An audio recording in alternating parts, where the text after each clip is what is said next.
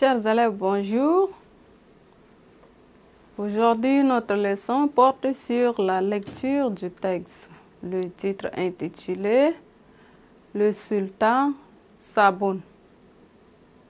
Chers élèves, à la fin de cette leçon, vous devez être capable de présenter le texte et son auteur. Lire le texte, résumer le texte. Vous suivez, je lis le texte.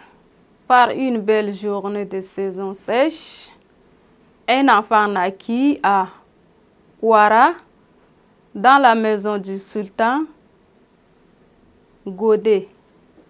La nouvelle, voilà, de bouche en bouche, sauta de village en village, rebondit de colline en colline, et atteignit aussi le borne du pays.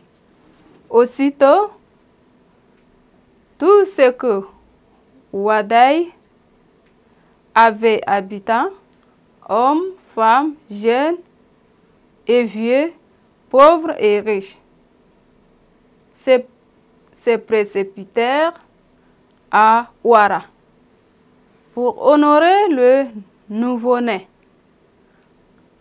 L'or, l'argent, les pierres précieuses coulèrent en cascades dorées, en vagues étincelantes,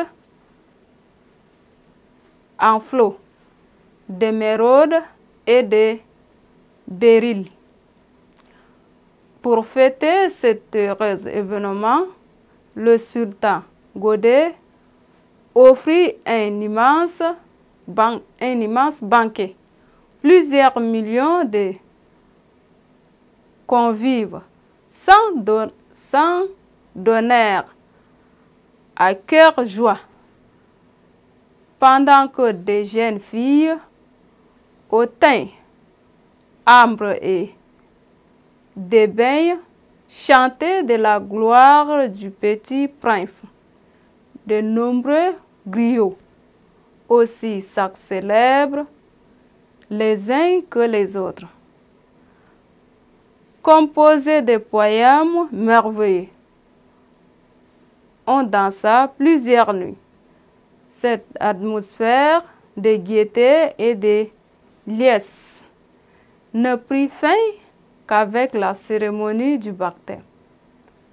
Une assemblée de fakis, de devins, de sorcellerie et de féticheurs discuta longtemps du nom qu'il fallait donner au nouveau-né. Tout se termina par une heureuse conciliation, tandis qu'un fakis écrivait une amulette pour la suspendre au cou de l'enfant. Un sorcier exécuta une danse frénétique pour éloigner les mauvais esprits et féticheurs, combina plusieurs racines réduites en poudre pour obtenir un talisman aux vertus singulières. Le petit prince fut appelé Mamad al-Dekeri, ou le serviteur de Dieu. Mais au moment où on allait clore la cérémonie, un vieux devin aux doigts ornés de bangs